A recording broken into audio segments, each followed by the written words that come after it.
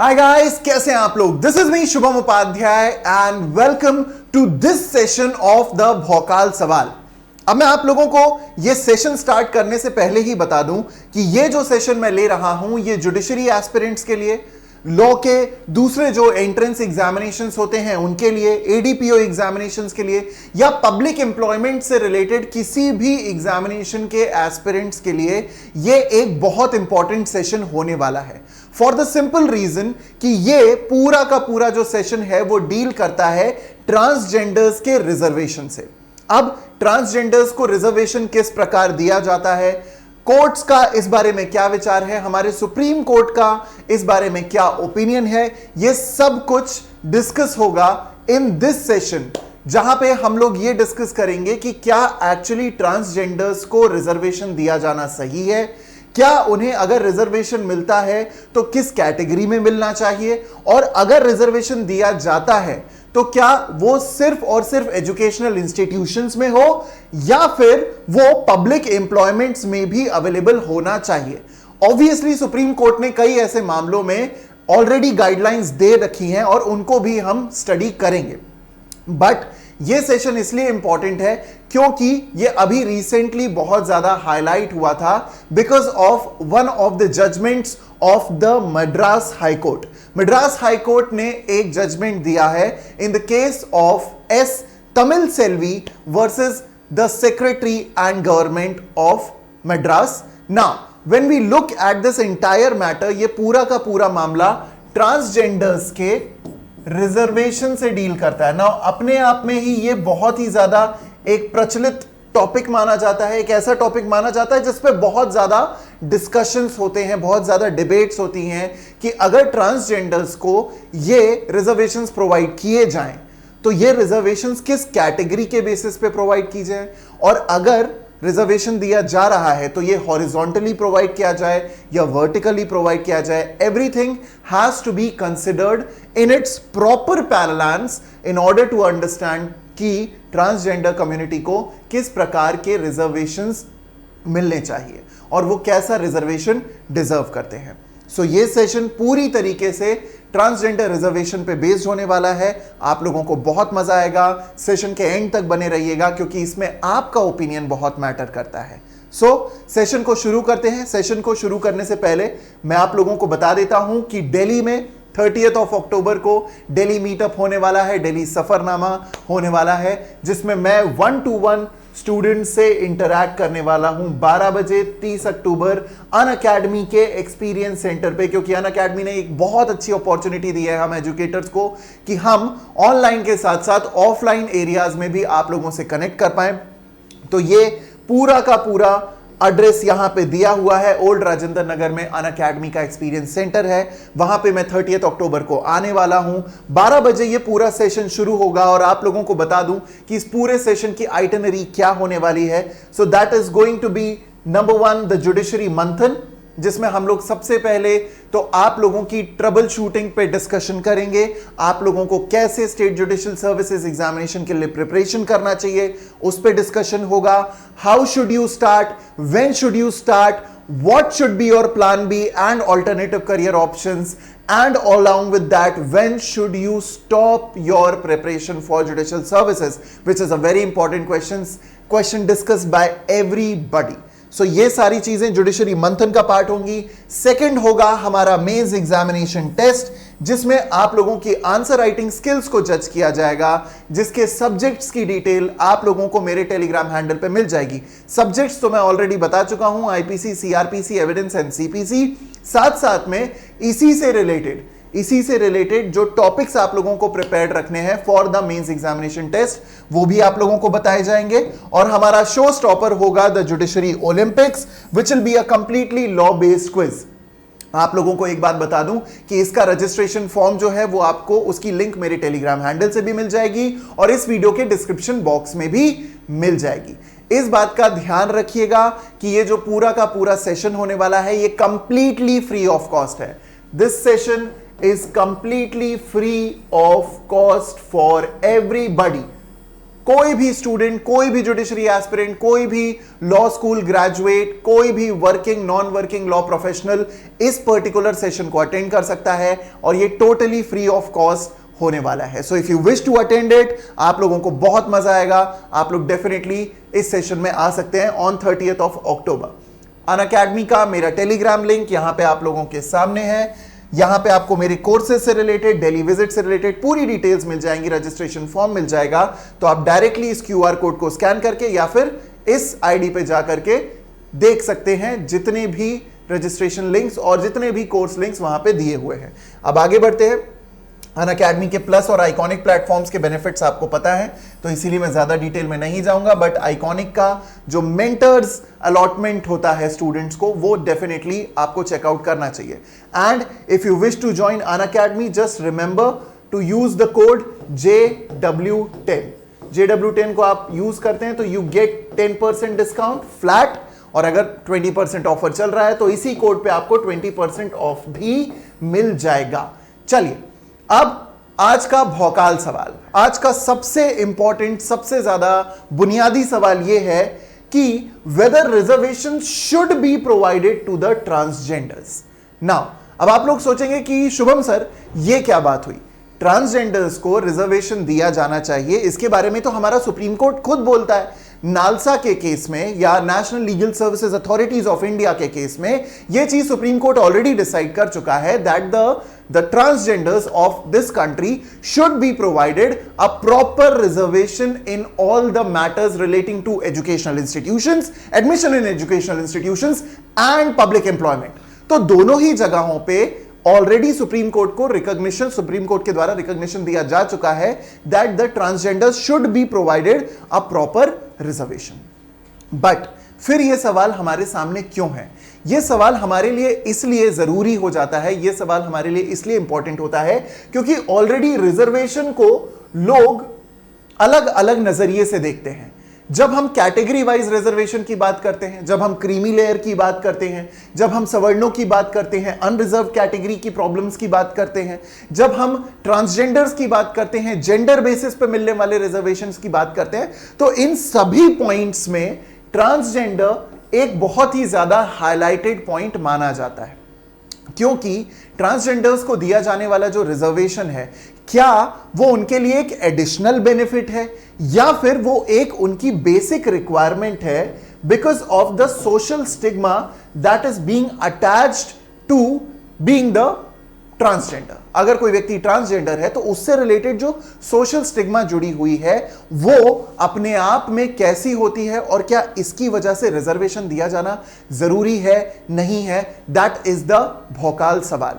भाई सीधी सी बात है, illiteracy is one point, educational institutions में एंट्री ना मिल पाना is another point, unemployment is one point and then poverty is one important point. So इन सारे फैक्टर्स को ध्यान में रखते हुए सवाल यह उठता है कि क्या ट्रांसजेंडर्स को रिजर्वेशन दिया जाना चाहिए, और अगर दिया जाना चाहिए तो फिर वो रिजर्वेशन क्या सही है, जस्टिफाइड है या नहीं, ये कमेंट बॉक्स में आप लिख करके जरूर बताइएगा।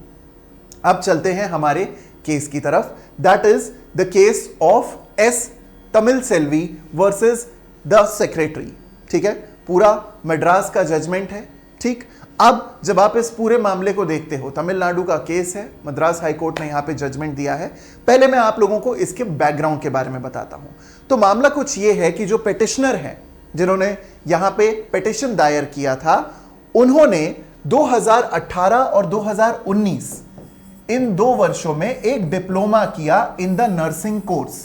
ठीक है, डिप्लोमा इन नर्सिंग कोर्स। अब जब इन्होंने डिप्लोमा इन नर्सिंग कोर्स के लिए एप्लीकेशन लगाई थी, ठीक, तो हुआ यह कि जो एजुकेशनल इंस्टीट्यूशन था उसका जो प्रोस्पेक्टस था, उस प्रोस्पेक्टस में मेन, विमेन, इसके अलावा और कोई सेगमेंट नहीं था, यानी कि main and women, thereby there was no segment of others or transgender in it, and for that reason there was no reservation either. So जब इन्होंने डिप्लोमा के लिए अप्लाई किया, ऑब्वियसली इनको एडमिशन नहीं मिला बिकॉज ऑफ दिस रीजन, तो इन्होंने मद्रास हाईकोर्ट के सामने एक पिटिशन दायर किया कि मुझे यहां पे रिजर्वेशन दिया जाना चाहिए by the rules of supreme court of India. So Madras high court ने इनके पिटिशन को सक्सेसफुल बताते हुए यह कह दिया था कि नहीं, इनको डिप्लोमा कोर्स में एडमिशन मिलना चाहिए इन द ट्रांसजेंडर कैटेगरी। और मद्रास हाईकोर्ट ने जितनी भी अथॉरिटीज हैं, डीएमई है, मेडिकल अथॉरिटीज हैं, उन सभी को गाइडलाइंस दी कि आपको नालसा जजमेंट को रिस्पेक्ट करते हुए यहां पे इस चीज को इनकॉर्पोरेट करना ही होगा। लेकिन हुआ यह कि जब वो ग्रेजुएट हो गए, जब उन्हें डिप्लोमा डिग्री मिल गई, तो उन्होंने पोस्ट बेसिक नर्सिंग कोर्स के लिए अप्लाई किया। पोस्ट बेसिक नर्सिंग कोर्स को आप ऐसे समझ सकते हैं जैसे कि आपका, सिंपल भाषा में बताऊं तो पीजी, ठीक। डिप्लोमा के बाद पोस्ट बेसिक नर्सिंग कोर्स में इन्होंने एप्लीकेशन लगाया। Post basic diploma degree in psychiatric nursing में इन्होंने एप्लीकेशन लगाया कि इन्हें एंट्री चाहिए और इन्हें अपना पोस्ट डिप्लोमा डिग्री पूरी करनी है। समस्या यह आई कि जब पोस्ट डिप्लोमा डिग्री का सिनारियो क्रिएट हुआ तो वहां पे सेम इशू हुआ। और जब इसकी मेरिट लिस्ट निकली तो मेरिट लिस्ट से यह पता चला कि यहां पे भी ट्रांसजेंडर्स के लिए किसी प्रकार का कोई रिजर्वेशन नहीं था। तो ट्रांसजेंडर्स को यहां पे भी रिकॉग्निशन नहीं मिला। तो जो पिटिशनर हैं तमिल सेल्वी, उनको उनके साथ गलत यह हुआ कि उन्हें विमेन कैटेगरी में सिलेक्ट किया गया और उनकी रैंक थी 280। टोटल नंबर ऑफ सीट्स थी 40। अब 40 सीट है जिसमें से 280 पे इनकी रैंक आती है और इनका सिलेक्शन नहीं हो पाता है। यह चीज ऑलरेडी इनके साथ हो रही थी डिप्लोमा कोर्स में। वहां पे हाई कोर्ट ने इस चीज को रिकॉग्नाइज करते हुए इनको एडमिशन दिलवाया। सिमिलर सिनारियो अब पोस्ट बेसिक डिग्री में भी हुआ, यानी पोस्ट ग्रेजुएट डिग्री में भी हुआ, पोस्ट डिप्लोमा डिग्री में, और फिर इनकी रैंक विमेन कैटेगरी में 280th पे आई। तो जब इन्होंने ये वाला पिटिशन दायर किया तो मद्रास हाईकोर्ट ने ये कहा और अथॉरिटीज को स्ट्रिक्ट निर्देश दिए कि आपको यहां पे पिटिशनर को एडमिशन देना होगा इन द ट्रांसजेंडर कैटेगरी। क्योंकि यहां पे पिटिशनर का कंटेंशन ये था कि अगर हम नालसा जजमेंट को फॉलो करते हैं और नालसा जजमेंट की गाइडलाइंस को फॉलो करते हैं तो transgenders are to be considered in the socially and educationally backward classes. But ऐसा अगर नहीं किया जाएगा, अगर उस चीज को इनकॉर्पोरेट नहीं किया जाएगा, तो ये हमारी सोसाइटी में भी रेसिप्रोकेट होगा और ट्रांसजेंडर्स को कभी भी ऊपर उठने का, एक सोशल स्टैंडर्ड बढ़ा पाने का कभी मौका ही नहीं मिलेगा। इसके बदले में सरकार का, यानी स्टेट गवर्नमेंट का यह कंटेंशन था कि क्योंकि एप्लीकेंट्स का नंबर बहुत मिनिमल होता है, इक्का दुक्का एप्लीकेंट्स ही हर साल इस पोस्ट के लिए या इस पर्टिकुलर सीट के लिए एप्लीकेशन लगाते हैं, तो फिर इसलिए हमने यहां पे इस पर्टिकुलर कैटेगरी को ही कंसिडर नहीं किया, क्योंकि एप्लीकेशन एक या दो स्टूडेंट्स की आती है। किंतु हाई कोर्ट ने इस कंटेंशन को टोटली रिफ्यूज करते हुए यह कहा कि अगर मान लीजिए मात्र एक व्यक्ति जो ट्रांसजेंडर कम्युनिटी को बिलोंग करते हैं, अगर वो भी इस सीट के लिए एप्लीकेशन लगाते हैं तो आपको उनको वो सीट देनी होगी। यानी कि इस केस में तमिल सेल्वी को यह सीट मिलना बनता है। अब यहां पे मिनिमल नंबर ऑफ एप्लीकेंट्स के सवाल को एड्रेस करते हुए मद्रास हाईकोर्ट का यह कहना था कि भाई देखिए, अगर आप कह रहे हैं कि मिनिमल नंबर ऑफ एप्लीकेंट्स हैं तो भी आपको एक बेसिक रिजर्वेशन प्रोवाइड करना होगा एटलीस्ट 1 to 2% का to that particular category of students. And अगर मान लीजिए कि एक से ज्यादा लोग, 1 or more people apply for that seat, तो आप एक सेपरेट मेरिट लिस्ट निकालेंगे जिसमें कि ट्रांसजेंडर पर्संस की एक मेरिट लिस्ट निकलेगी और उसमें से सिलेक्शन किया जाएगा कि किसको वो पर्टिकुलर सीट मिलेगी। आप कभी भी ये डिनाई नहीं कर सकते कि हम इन लोगों को एडमिशन नहीं देंगे, इनको रिजर्वेशन प्रोवाइड नहीं करेंगे। और ऐसा कहने के पीछे मद्रास हाईकोर्ट का एक बेसिक कंटेंशन निकल के आया, जहां पे उन्होंने ये होल्ड किया that without hesitation that transgenders are entitled to a special reservation for the third gender with transgender category for admission to post basic nursing and post basic diploma in psychiatry nursing courses without hesitation। कोई सवाल ही पैदा नहीं उठता कि इस पे कोई double thoughts आए। ये एक बहुत बेसिक सी चीज है जो कि ट्रांसजेंडर्स को प्रोवाइड की जानी चाहिए। सो ध्यान रखिएगा इस बात का। अच्छा, इसके पीछे क्या बैकिंग थी, कौन से ऐसे केसेस थे, कौन से ऐसे मामले थे जिसको कि मद्रास हाई कोर्ट ने कंसिडर किया और जिन पे ध्यान दिया, कौन से ऐसे केसेस हैं जो कि ट्रांसजेंडर रिजर्वेशन से डील करते हैं।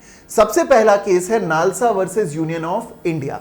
NALSA versus Union of India के केस में सुप्रीम कोर्ट ऑफ इंडिया ने यह होल्ड कर दिया था, जैसा मैंने आप लोगों को बताया, that transgenders are to be considered in the socially and educationally backward classes, और इसीलिए इनको एक स्पेशल कैटेगरी में रिजर्वेशन दिया जाना अनिवार्य है। और सभी central and even state governments को यह डायरेक्शन दिए गए थे सुप्रीम कोर्ट के द्वारा कि आप अपने जितने भी एजुकेशनल इंस्टीट्यूशंस हो या फिर आपके जितने भी पब्लिक एम्प्लॉयमेंट्स के मामले हो, उन सभी में ट्रांसजेंडर्स को रिजर्वेशन प्रोवाइड करेंगे। यह एक डायरेक्शन आया था NALSA versus Union of India का। इसी चीज को फर्दर सपोर्ट भी करता है the case of justice K S. Puttaswamy versus Union of India, also known as the right of privacy case. Further हम लोग चलते हैं सेकंड केस की तरफ, that is the case of Sangma versus state. यह भी एक रीसेंट केस है 2021 का, क्योंकि संगमा वर्सेस स्टेट के केस में एक स्पेशल फोर्स, ठीक है, एक स्पेशल रिजर्व कांस्टेबल फोर्स और बैंडमैन के पोस्ट के लिए एप्लीकेशन लगाया गया था कर्नाटका में ट्रांसजेंडर लोगों के द्वारा, ट्रांसजेंडर्स के द्वारा, कि भाई यहां पे हमें रिजर्वेशन दिया जाना चाहिए। किंतु यहां पे भी उन्हें रिजर्वेशन डिनाई किया गया और कर्नाटका हाई कोर्ट ने यह कहा कि नहीं भाई, यहां रिजर्वेशन दिया जाना बनता है because of the social status of the transgenders in toto. अगर आप पब्लिक एम्प्लॉयमेंट में ट्रांसजेंडर्स को एंटर होने का मौका ही नहीं देंगे तो वो अपने सोशल स्टैंडर्ड को किसी भी प्रकार से कैसे बढ़ा पाएंगे। This was the contention by the Karnataka high court in the case of Sangma versus state. अगले केसेस की तरफ चलते हैं, पी सुधा वर्सेस सेक्रेटरी। बहुत ही रीसेंट केस है 2022 का, जहां पे मद्रास हाई कोर्ट ने खुद ट्रांसजेंडर्स को एक एमबीसी कैटेगरी में क्लासिफाई किया था। एमबीसी कैटेगरी का मतलब होता है मोस्ट बैकवर्ड क्लासेस। सो पी सुधा के केस में सिंपली मद्रास हाई कोर्ट का यह कहना था कि अगर ट्रांसजेंडर्स हैं तो उनको मोस्ट बैकवर्ड क्लास की कैटेगरी में समझा जाए और उनको रिजर्वेशन प्रोवाइड करना, चाहे फिर वो एजुकेशनल इंस्टीट्यूशन हो, चाहे फिर वो एजुकेशनल इंस्टीट्यूशन के इतर पब्लिक एम्प्लॉयमेंट हो, रिजर्वेशन कंपलसरी होगा।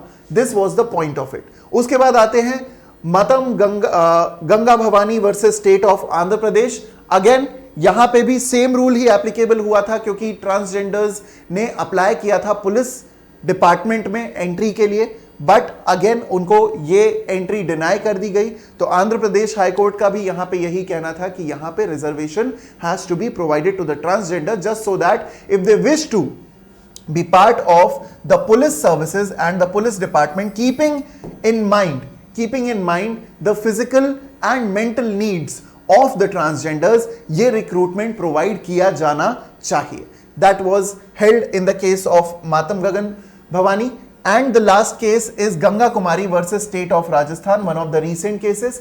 इस केस में भी again Rajasthan Jodhpur high court bench, उनका यह कहना था सीधे सीधे कि भाई देखिए हुआ क्या, यहां पे गंगा भवानी जो थी उन्होंने, यहां पे गंगा कुमारी जो थी उन्होंने सीधे सीधे अप्लाई किया था for the post of sub inspector in the police department. इस पोस्ट के लिए उन्होंने अप्लाई किया और उनको डिनाई कर दिया गया था इस पोस्ट में। शी वॉज डिनाइड कि भाई आपने भले से रिक्रूटमेंट प्रोसेस में पार्ट लिया है but we can not be providing you such a reservation, और आप इस पोस्ट के लिए इन एलिजिबल मानी जाएंगी। तो जोधपुर हाई कोर्ट का यहां पे डायरेक्शन आया था कि एक्चुअली यहां पे quota has to be fixed by the state governments to ensure कि ट्रांसजेंडर्स को रिजर्वेशन हर एक जगह पे प्रोवाइड हो।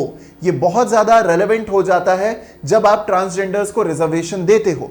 और ट्रांसजेंडर्स को वर्टिकल और हॉरिजॉन्टल रिजर्वेशन देने का मतलब है, देखिए वर्टिकल रिजर्वेशन का मतलब है कि अगर मान लीजिए कि ट्रांसजेंडर कैटेगरी है यानी ट्रांस पीपल है, ठीक, तो वर्टिकल रिजर्वेशन का मतलब है कि चाहे फिर वो एससी कैटेगरी को बिलोंग करें, एसटी कैटेगरी को बिलोंग करें, ओबीसी कैटेगरी को बिलोंग करें या किसी भी कैटेगरी को बिलोंग करें, तो ऐसी स्थिति में वर्टिकल रिजर्वेशन उनको उनकी कैटेगरी का रिजर्वेशन नहीं देगा, वो सिर्फ और सिर्फ उन्हें ट्रांसजेंडर पर्संस का बेनिफिट देगा।